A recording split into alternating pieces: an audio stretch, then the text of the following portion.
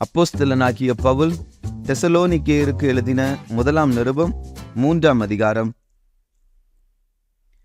ஆகையால் நாங்கள் இனி பொறுத்திருக்க கூடாமல் அத்தேனே பட்டணத்தில் தனித்து விடப்படுகிறது நன்மை என்று நினைத்து, இந்த உபத்திரவங்களினாலே ஒருவனும் அசைக்கப்படாதபடிக்கு உங்களை திடப்படுத்தவும், உங்கள் விசுவாசத்தை பற்றி உங்களுக்கு புத்தி சொல்லவும், நம்முடைய சகோதரனும் தேவ ஊழியக்காரனும் கிறிஸ்துவின் சுவிசேஷத்தில் எங்கள் உடன் வேலையாளுமாகிய தீமோத்தேயுவை அனுப்பினோம்.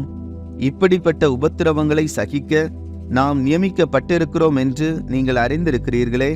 நமக்கு உபத்திரவம் வரும் என்று நாங்கள் உங்களிடத்தில் இருந்தபோது உங்களுக்கு முன்னறிவித்தோம். அப்படியே வந்து நேரிட்டதென்றும் அறிந்திருக்கிறீர்கள்.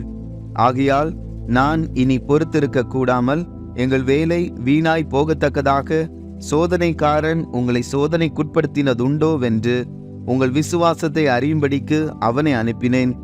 இப்பொழுது தீமோத்தேயு உங்களிடத்திலிருந்து எங்களிடத்தில் வந்து உங்கள் விசுவாசத்தையும் அன்பையும் குறித்தும் நீங்கள் எப்பொழுதும் எங்களை பட்சமாய் நினைத்து கொண்டு, நாங்கள் உங்களை காண வாஞ்சையாய் இருக்கிறது போல நீங்களும் எங்களை காண வாஞ்சையாய் இருக்கிறீர்கள் என்பதை குறித்தும் எங்களுக்கு நற்செய்தி சொன்னதினாலே, சகோதரரே, எங்களுக்கு நேரிட்ட எல்லா இக்கட்டிலும் உபத்திரவத்திலும் உங்கள் விசுவாசத்தினாலே உங்களை குறித்து ஆறுதல் அடைந்தோம்.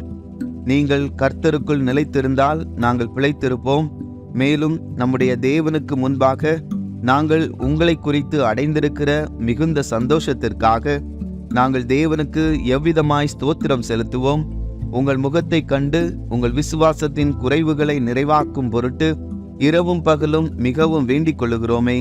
நம்முடைய பிதாவாகிய தேவனும் நம்முடைய கர்த்தராகிய இயேசு கிறிஸ்துவும் உங்களிடத்திற்கு எங்களை நேராக வழி நடத்துவாராக.